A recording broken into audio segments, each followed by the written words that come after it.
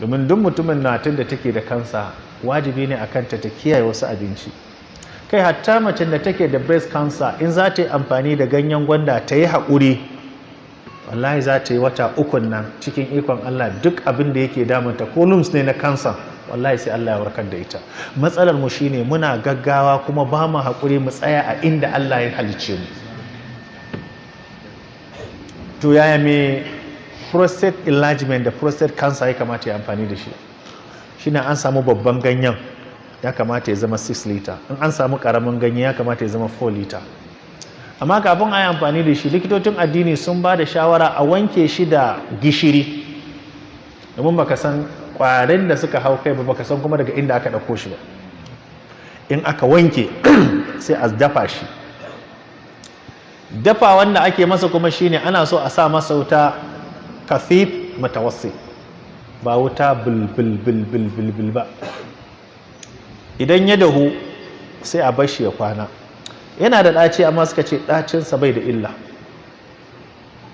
Doctor Abdulwahab ya ce da mutane da su yi haƙuri a kan ganyen gwanda, ya ce wallahi duk cutar da yake damun ɗan adam sai Allah ya warkar da shi. Ya ce kai daga ƙarshe ma binciken da aka yi duk wanda yake shan ganyen gwanda ba ya tsufa da wuri. Kun san dalilin da suka ce? Kun san zai dawo. Kun san dalilin da suka ce? Suka ce duk cutar da take tsufar da ɗan adam Allah yana ba shi kariya ta hanyar itacen. Na farko ɗan shekara 25 matashi ne ko ba matashi ba, to yana da hawan jini, yana da ulcer, yana da typhoid, yana da malaria, yana da asalin pneumonia, sannan kuma yana da prostate enlargement. Ya tsufa ko bai tsufa ba? To aka ce duk wanda yake shan gwanda. Ni a kasar Indiya ma na ga wani abokina Yusuf ya ce mun su mutanen Indiya sun wajabta ma kansu duk gida kafin a ba ma yaro shayi ya sha sai an dafa ganyen gwanda an bashi ya sha.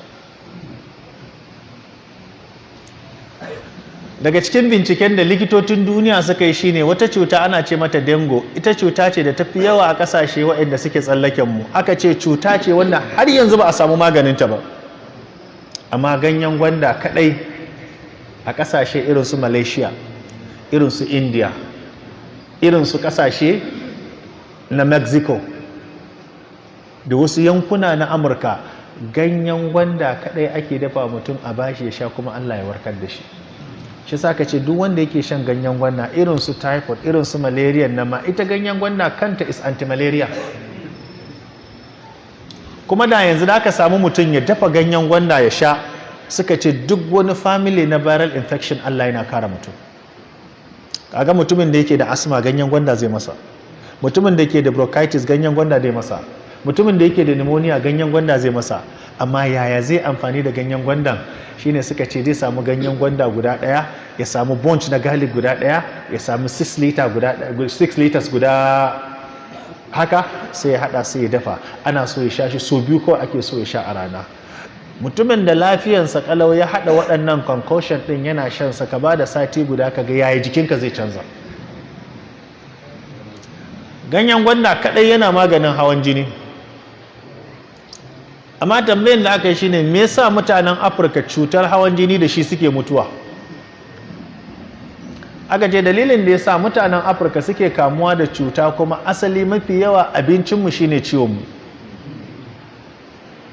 A Afirka, Najeriya, za ka ga mutumin da bai wuce shekara 60 ba amma sai da sanda yake tafiya. Aka ce shi abin da ya kashe shi shine jin daɗi da wadata. A ƙasashen da suka ci gaba jin daɗi da wadata lafiya yake ƙara wa mutum, amma Afirka kuma jin daɗi cuta yake ƙara wa mutum. Tunda a Ingila an ce mai kuɗi bayi da ƙiba, talaka ne mai tumbi da ƙiba. Yasa aka ce cutan da ya fi kashe mu duk wanda yake da hawan jini in bai kiyaye wani abu guda ɗaya ba, wallahi duk maganin da ya sha ba zai warke ba. Shine aka ce me dole sai ya daina cin magista. Na taba tura ma ko? Ka rubuta side effect of magi cube. Side effect of mene? suka ce hatsarin da yake cikinsa yana da monosodium glutamate ne, shi kuma hatsarin da yake ciki shine yana da illa guda 5 a jikin mutum. Na farko, duk mutumin da yake cinsa in ya yawa a jikinsa yana sa yawan ciwon kai da bai da asali. Haka kawai sai a ce stress ne, haka kawai yawan ciwon kai yana sa appetite ɗinka ya dinga season. Kuma in ka ci magi star a cikin abinci yayi yawa, kana gama cin abincin zaka ji kishirwa, kana shan ruwa jikinka zai mutu. Kuma duk wanda yake cin magi star yana samun yawan bugawan zuciya, kankanin tafiya zai hake, kuma koranka kankanin abu zai bata mare saboda zuciyar ta fara samun weak, jijiyoyin sun yi weak. Sannan kuma ko faɗa kai ma yaranka zaka dinga huci kana nishi. Magi star kuma yana ɗauke wa namiji sha'awa 80% out of 100. Me za ka tabbatar da haka? Shi ne aka ce sai ka samu guda 6. Guda 6 ko? In ka samu guda 6 zai ka samu 750 mil, kamar roban faro kenan ko? Sai ka jika. Idan ka jika, in kana so ka yi adalci ka gane amfaninsa da illarsa, ko ka sha ko ka ba wa bunsurun gidanka. An taɓa yi a Algeria na gani, an ba wa bunsuru wallahi sai da ya wata 6 bai barbara ba.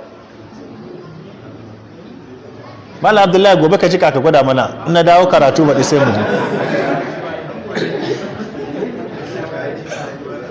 Magi sa guda 6 a jika shi a 750 ml ya kwana, da safe a ba mu wani dabba ya sha, a kalla yadda zai.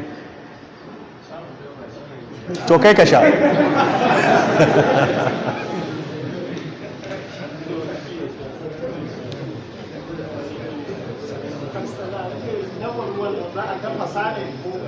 Dafawa. Ai sai in an ce dafawa sai ya tafasa, sai ya yi koyi. Mutumin da yake da hawan jini, abin da ake so ya kaurace musu abu guda 3. Duk abin da ya san zai haifar masa da kitse a zuciyarsa ya rabu da shi. Na biyu kuma ya rabu da magista. Ba magista ba, duk wani abin da ɗanɗanansa yana da ƙarfi. Ku gane, duk ƙasar da suka ci gaba a duniya abincinsu bai da ɗanɗanon abincinmu. Haka ne? Ashe ya gwada cewa abincinmu ban burge ba ke. Ina ga lokaci ya yi ko? Duk ƙasar da suka ci gaba da aka ga ɗanɗanon abincinsu ba irin namu ba ne. Haka ne? To inda kuwa haka ne, ba magin ne illa ba, sinadarin da yake cikinsa shi ne yake da illa.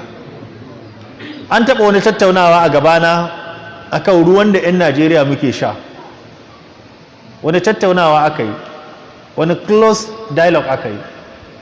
Daga ciki sai aka yi misali da wani ruwa a Najeriya. Aka ce ruwa ne wanda ya fi kowane ruwa daraja, amma kuma matsalar da yake faruwa sinadarin da ake amfani da shi yana hana mutum fitsari. Kuma duk ɗan adam da ba ya fitsari, ƙodarsa tana samun matsala, takura ta ake yi. Kuma duk ƙodar da aka takura ta ƙarshe tana iya samun matsala.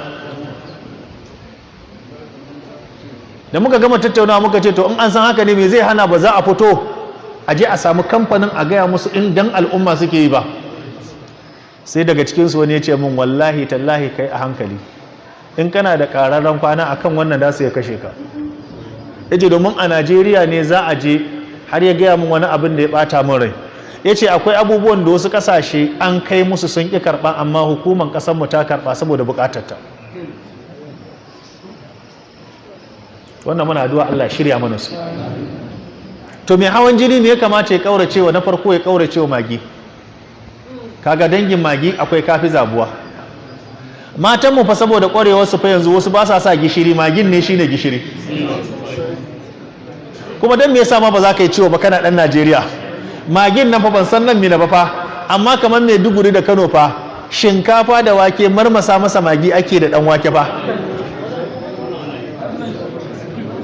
Ta yaya za a yi lafiya?